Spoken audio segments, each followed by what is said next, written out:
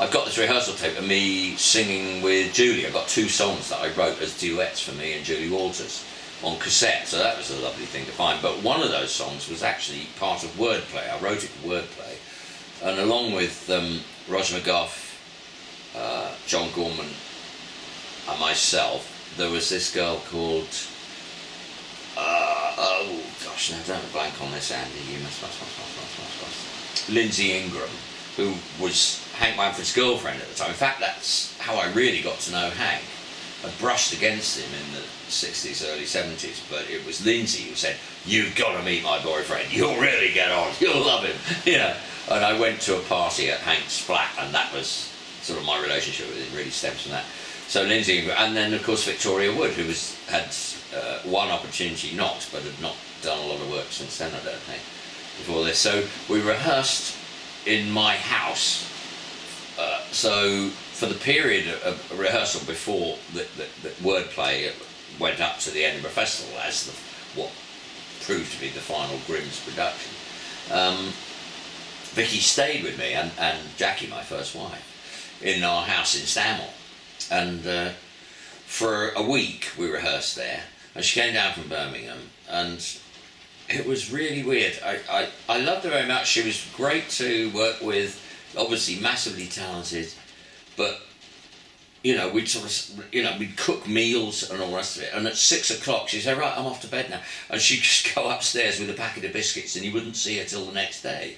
I mean, she just was so withdrawn and not sociable at all. It was very strange. So I don't know whether that changed. I imagine it must have over time, but I think she had issues and was quite kind of, I don't know, it was just weird because working with her was fine, and she was fabulous on stage. She was really good, and I've got lovely photographs of that period in production, you know, with sort of some on-stage photos and things like that of us together.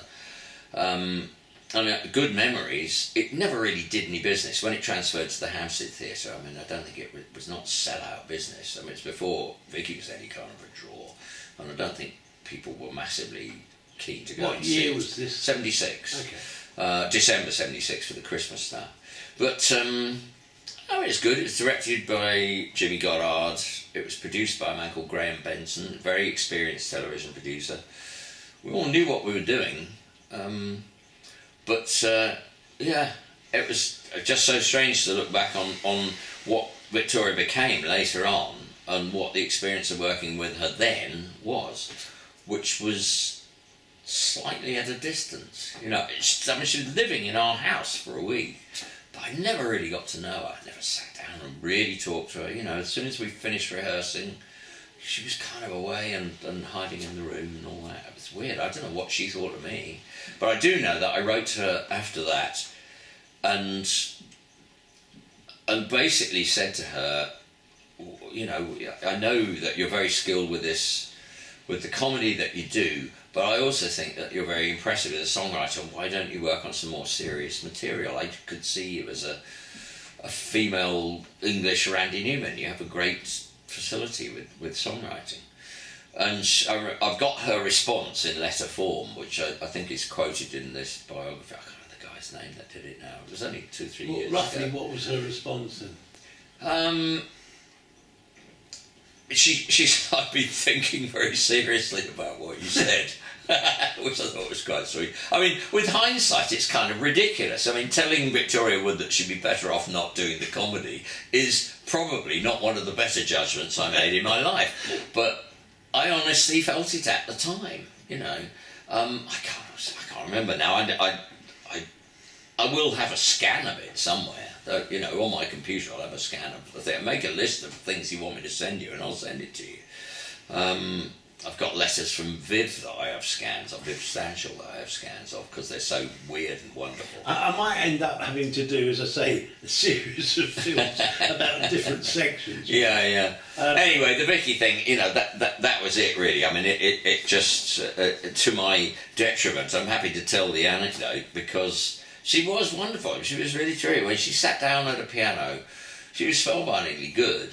And there was one song called I'm Throwing a Party for the End of the World, So it was either called I'm Throwing a Party or The End of the World or something like that that she did in the show in wordplay. That just in microcosm was an absolutely wonderful piece of work. And I just thought that was a great direction for her to go in, but she obviously didn't. She then wrote her first theatre piece fairly soon after, which went into the West End and was pretty successful. And then the rest is history.